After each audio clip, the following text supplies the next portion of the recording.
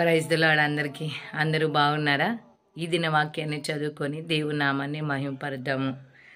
యెషయా గ్రంథము 30వ అధ్యాయము 18వ వచనం. కావున మీ యందు దయ చూపవాలని యెహోవా ఆలస్యము చేయుచున్నాడు, మిమ్మల్ని కరుణింపవాలని ఆయన నిలువబడి ఉన్నాడు. ఓకేనా ప్రియులారా?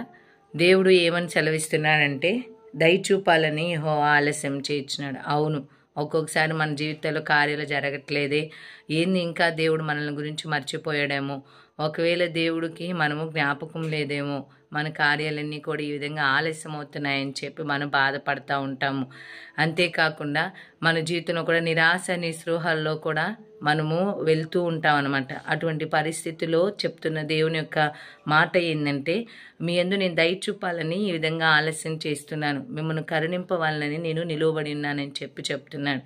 కాబట్టి దేవుడు మనల్ని కరుణించాలని ఆశపడుతుండగా దేవుని యందు నమ్మిక ఉంచే విశ్వాసంతో ముందుకి కొనసాగుదాము. దేవునికి ప్రార్థన చేసుకుందాం. మహాగణుడా, నీకు వందనములు, స్తుతులు, స్తోత్రం చెల్లిస్తూ ఉన్నాను. అవునయ్యా, మా యందు దయ చూపవాలని నువ్వు ఆలస్యం చేస్తూ ఉండగా మా పట్ల నీ కృప చూపించండి. నీ యందు మేము విశ్వాసంతో ముందుకు కొనసాగునట్లుగా సహాయం చేయండి. నీ కృపలో జ్ఞాపకం చేసుకుని బలపరిచి నీ దీవెన ఆశీర్వాదాలతో నింపమని యేసు నామములో అడుగుచున్నాను తండ్రి, ఆమేన్. దేవుని యందు నమ్మిక ఉంచుకొని ఈ వాగ్దాన్ని గట్టిగా పట్టుకుని ఈ దినమంతా ప్రార్థన చేసుకున్నాం.